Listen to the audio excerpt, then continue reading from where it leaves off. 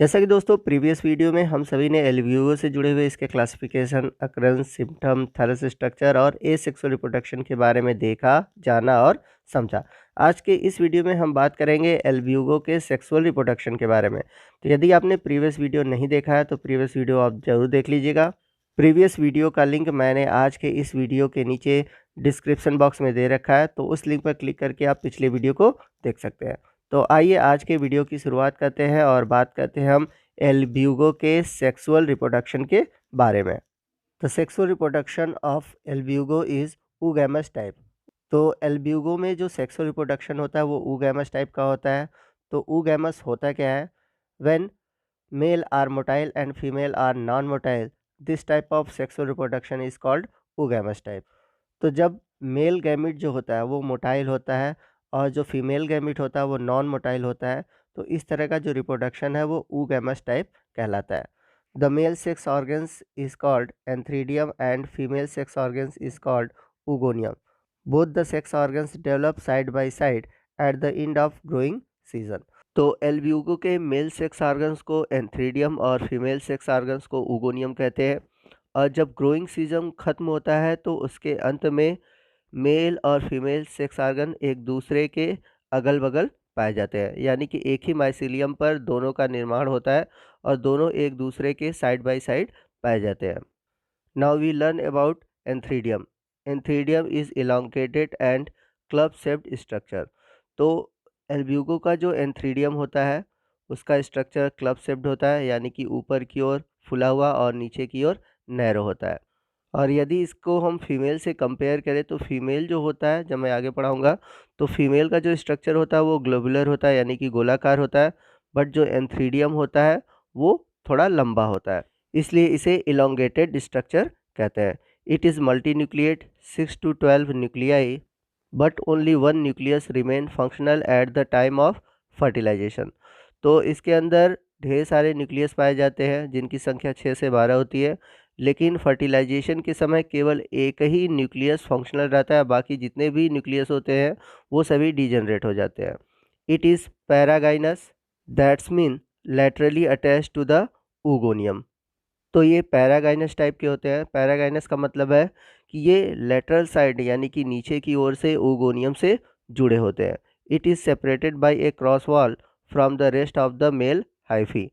तो जैसा कि पिछले वीडियो में हम सभी ने देखा था कि इनके जो वेजिटेटिव माइसिलियम होते हैं वो सिनोसिटिक होते हैं, यानी कि एसेप्टेट होते हैं, इनमें सेप्टा नहीं पाई जाती। लेकिन जब मेल या फीमेल सेक्स ऑर्गन का फॉर्मेशन होता है तो उस समय सेप्टा बनता है, जिसके कारण ये हाइफी से अलग दिखाई देते हैं। तो जैसा कि फिगर में आप देख सकते हैं कि आपको मेल और फीमेल दोनों सेक्स ऑर्गन्स दिखाई दे रहे हैं। और यहाँ पर आप देख सकते हैं कि हाइफी है और हाइफी जो है आपको सिनोसिटिक दिखाई दे रहा होगा, बट यहाँ पर आपको क्रॉस वॉल दिखाई दे रही होगी, जिसके कारण ये हाइफी से आपको अलग दिखाई दे रहे होंगे। तो याद रखिएगा कि जब हाइफी मैच्योर हो जाता है यानी कि सेक्स ऑर्गन्स का फॉर्मेशन हो जाता है तो उस दौरान सेप्टा का फॉर्मेशन होता है, और सेप्टा का फॉर्मेशन केवल वहीं होता है जहाँ पर सेक्स ऑर्गन पाए जाते हैं। Next we are learn about ugonium. It is spherical and multinucleate. तो जैसा कि मैंने पीछे आपको बताया था कि जो एंथ्रीडियम होता है वो इलोंगेटेड होता है, बट जो ugonium होते हैं वो स्फेरिकल यानी कि गोलाकार होते हैं और मल्टीन्यूक्लिएट होते हैं। All nuclei are evenly distributed throughout the cytoplasm. और ये जो न्यूक्लियाई होते हैं पूरी तरह से साइटोप्लाज्म में बिखरे होते हैं। As the ugonium reaches toward the maturity, the content of it get organized into outer peripheral region of periplasm and the inner dense central region of ooplasm or oosphere or the egg. The ooplasm and periplasm are separated by a plasma membrane. तो जब oogonium maturity में पहुंचता है यानी कि जब mature होता है तो इसके जितने भी साइटोप्लाज्मिक कंटेंट होते हैं वो दो पार्ट में डिवाइड हो जाते हैं। तो आउटर पार्ट को हम पेरिफेरल रीजन कहते हैं और उसमें जो साइटोप्लाज्म पाए जाते हैं उसे हम बोलते हैं पेरिप्लाज्म। और जो सेंट्रल रीजन होता है उसे हम ऊस्फीयर या फिर एग या फिर ऊप्लाज्म कहते हैं। तो सेंट्रल रीजन जो कि ऊप्लाज्म है और आउटर रीजन जो कि पेरिप्लाज्म है वो एक दूसरे से प्लाज्मा मेम्ब्रेन द्वारा अलग होते हैं। तो जैसा कि आप फिगर में देख सकते हैं कि आउटर रीजन जो है, आउटर रीजन में पाए जाने वाले जो साइटोप्लाज्म है उसे हम बोलते हैं पेरीप्लाज्म, और सेंटर रीजन में पाए जाने वाले जो साइटोप्लाज्म है और कंटेंट है उसे हम बोलते हैं ooप्लाज्म। तो ये दोनों पार्ट आपको इमेज में दिखाई दे रहा होगा। आइए नेक्स्ट हम बात करते हैं फर्टिलाइजेशन के बारे में। During the fertilization 3 step involve in a sequence. First is plasmogamy, second is karyogamy and third is meiosis. तो इनके फर्टिलाइजेशन में 3 स्टेप इन्वॉल्व होते हैं। पहला है प्लाज्मोगैमी, दूसरा है कैरियोगैमी और तीसरा है मियोसिस। तो प्लाज्मोगैमी क्या होता है, पहले आइए इसको समझते हैं। The fusion of protoplasm is called plasmogamy. तो जैसा कि नाम से क्लियर है, प्लाज्मो का मतलब होता है साइटोप्लाज्म और गैमी का मतलब होता है फ्यूज़न। तो जब दो सेक्स ऑर्गन्स आपस में पास में आते हैं और एक दूसरे के साइटोप्लाज्म जो होते हैं मिलते हैं तो उसे हम बोलते हैं प्लाज्मोगैमी। तो फंगस के केस में जो प्लाज्मोगैमी होता है वो अलग अलग प्रकार का होता है। एल्ब्यूगो के केस में पाया जाता है गैमेटेंजियल कॉन्टैक्ट। तो गैमेटेंजियल कॉन्टैक्ट होता क्या है, आइए समझते हैं। Oogonium develops a papilla like outgrowth at the point of contact with the antheridium. This is called as receptive papilla.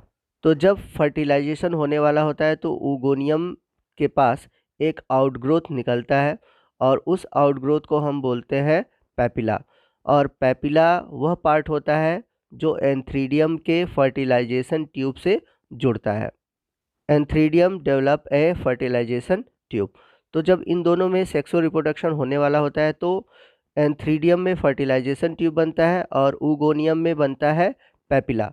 तो एंथ्रीडियम का फर्टिलाइजेशन ट्यूब उगोनियम के जिस पार्ट से कांटेक्ट करता है उस पार्ट को हम रिसेप्टिव पेपिला कहते हैं। तो जैसा कि आप फिगर में देख सकते हैं, आपको यहाँ पर रिसेप्टिव पेपिला दिख रहा होगा उगोनियम के पास, और यहाँ पर एंथ्रीडियम का आपको फर्टिलाइजेशन ट्यूब दिख रहा होगा। It penetrate through the receptive papilla, oogonial wall and periplasm and finally reach up to ooplasm. तो एंथ्रीडियम का जो फर्टिलाइजेशन ट्यूब होता है वो रिसेप्टिव पेपिला के द्वारा ओगोनियल वाल को क्रॉस करते हुए पेरीप्लाज्म और फाइनली ooप्लाज्म की ओर पहुंचता है। ooप्लाज्म जैसा कि मैंने बताया था ओगोनियल रीजन का सेंट्रल पार्ट होता है। After that the fusion of male nuclei and female nuclei take place which is called karyogamy. तो जब फर्टिलाइजेशन ट्यूब ooप्लाज्म के एरिया में पहुंचता है तो इसका जो मेल न्यूक्लियाई होता है वो फीमेल न्यूक्लियाई से फ्यूज़ कर जाता है और इस कंडीशन को हम बोलते हैं कैरियोगैमी। तो कैरियो का मतलब होता है न्यूक्लियस और गैमी का मतलब होता है फ्यूज़न। तो जब न्यूक्लियस फ्यूज़ होता है तो उसे हम बोलते हैं कैरियोगैमी। तो फर्स्ट हम लोगों ने प्लाज्मोगैमी पढ़ा, सेकंड हम लोगों ने कैरियोगैमी पढ़ा। तो फिगर में आप देख सकते हैं कि कैसे न्यूक्लियस का फ्यूज़न हो रहा है। After the karyogamy the formation of oospore take place. तो जब कैरियोगेमी होता है यानी कि मेल और फीमेल न्यूक्लियस फ्यूज़ करते हैं तो फॉर्मेशन करते हैं ooस्पोर का। ooस्पोर की बात करें तो ये 2 लेयर्ड स्ट्रक्चर होता है। आउटर लेयर को हम बोलते हैं एक्साइन और इनर लेयर को बोलते हैं हम इंटाइन। तो जो आउटर लेयर होता है वो थिक होता है और वाटी होता है, जबकि जो इनर लेयर होता है वो थिन होता है। चूँकि मेल और फीमेल गैमीट के फ्यूजन से फॉर्मेशन होता है ooस्पोर का, इसलिए ये डिप्लॉयड स्ट्रक्चर होते हैं। यानी कि ooस्पोर में जो न्यूक्लियस पाया जाता है वो डिप्लॉयड होता है। ooस्पोर के फॉर्मेशन के बाद फर्टिलाइजेशन का जो थर्ड स्टेप होता है यानी कि मियोसिस होता है वो भाग लेता है और मियोसिस होने की वजह से हैप्लॉयड न्यूक्लियस बनते हैं। तो पहले मियोसिस डिवीज़न होता है, उसके बाद कई बार माइटोटिक डिवीज़न होते हैं और इस प्रकार से ooस्पोर के अंदर 32 हैप्लॉयड न्यूक्लियाई बन जाते हैं। आइए नेक्स्ट हम बात करते हैं जर्मिनेशन ऑफ ooस्पोर की। The nuclei divide mitotically and the protoplasm of the oospore is cleaved into numerous uninucleate segment. Each segment metamorphosis uninucleate reniform biflagellate zoospore. तो मियोसिस डिवीज़न के बाद ooस्पोर के अंदर माइटोटिक डिवीज़न होता है जिसमें कि जो प्रोटोप्लाज्म होते हैं वो डिवाइड होते हैं और ढेर सारे यूनिन्यूक्लिएट सेगमेंट बना लेते हैं। हर एक सेगमेंट में मेटामॉर्फोसिस होता है जिसके थ्रू यूनिन्यूक्लिएट रेनिफॉर्म का मतलब है किडनी शेप्ड। तो यूनिन्यूक्लिएट किडनी फॉर्म बाइफ्लैजेलेट जूस्पोर का फॉर्मेशन करते हैं। यानी कि अब ऊ स्पोर के अंदर बाइफ्लैजेलेट जू स्पोर का फॉर्मेशन हो जाता है। Intine of oospore produce vesicle into which all the zoospore are transfer. तो जो ऊ स्पोर का इंटाइन वाला रीजन है उसमें थैलीनुमा संरचना बन जाती है जिसमें कि जितने भी जू स्पोर होते हैं वे चले जाते हैं। Later on their release the zoo spore germination of the suitable host by producing germ tube. कुछ समय के बाद यानी कि जब फेवरेबल कंडीशन आता है तो इसमें से जो जू स्पोर होते हैं वो बाहर निकलते हैं और ये सुटेबल होस्ट पर पहुंचकर जर्म ट्यूब का फॉर्मेशन कर लेते हैं। तो इस तरह से एल्ब्यूगो में सेक्सुअल रिप्रोडक्शन होता है। तो आइए मैं आपको इमेज के थ्रू सारे स्टेप को समझाता हूँ। तो यहाँ पर आप फिगर ए में देख सकते हैं कि आपको एंथ्रीडियम और उगोनियम दिखाई दे रहे हैं, दोनों एक ही माइसिलियम पर है। तो जो एंथ्रीडियम है आप देख सकते हैं इलोंगेटेड स्ट्रक्चर है, जबकि जो उगोनियम है यह एक स्फेरिकल स्ट्रक्चर है। यहाँ पर आप देख सकते हैं कि फॉर्मेशन हो रहा है फर्टिलाइजेशन ट्यूब का सी में। सी से आप देख सकते हैं यहाँ पर आते एच में आपको देख सकते हैं यहाँ पर फर्टिलाइजेशन ट्यूब है। तो मेल में बनता है फर्टिलाइजेशन ट्यूब और उगोनिया में मैंने बताया था रिसेप्टिव पेप्लिया बनता है। तो आप फिगर में देख सकते हैं। तो इसके थ्रू एक दूसरे से ये क्या करते हैं, फ्यूज़ करते हैं।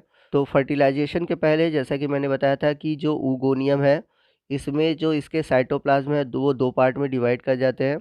जो आउटर रीजन होता है उसको हम बोलते हैं पेरिप्लाज्म और जो सेंटर वाला रीजन होता है उसको हम बोलते हैं पेरिप्लाज्म। और पेरिप्लाज्म वाले रीजन में ही फर्टिलाइजेशन ट्यूब पहुंचता है और अपना न्यूक्लियस छोड़ देता है, जिससे कि यहाँ पर फ्यूज़न होता है और एक डिप्लॉयड स्ट्रक्चर बनता है जिसे हम बोलते हैं ऊ स्पोर। तो ऊ स्पोर के भी दो रीजन होते हैं, आउटर रीजन को बोलते हैं एक्साइन और इनर रीजन को बोलते हैं इंटाइन। तो जो आउटर रीजन एक्साइन होता है वो थिक लेयर होता है और वाटरी होता है, जबकि जो इनर लेयर होता है वो थिन होता है। तो जैसा कि आप फिगर में देख सकते हैं। इसके बाद ऊ स्पोर में मियोसिस डिवीजन होता है और मियोसिस डिवीजन के बाद माइटोटिक डिवीजन होता है जिसके थ्रू ढेर सारे न्यूक्लियस बनते हैं और ये न्यूक्लियस हैप्लॉइड होते हैं। और इंटाइन रीजन जो होता है वो वेसिकल का फॉर्मेशन करता है और इसी वेसिकल में आपके जो जू स्पोर बनते हैं वो चले जाते हैं। तो जू स्पोर का फॉर्मेशन कैसे होता है? जू स्पोर का फॉर्मेशन होता है मेटामॉर्फोसिस के द्वारा। तो जो मियोसिस के थ्रू हैप्लॉइड न्यूक्लियस बनते हैं उन्हीं में मेटामॉर्फोसिस होता है और बाइफ्लैजेलेट जू स्पोर बनते हैं। तो ये जो जू स्पोर होते हैं वो किडनी शेप्ड होते हैं यानी कि रेनिफॉर्म होते हैं।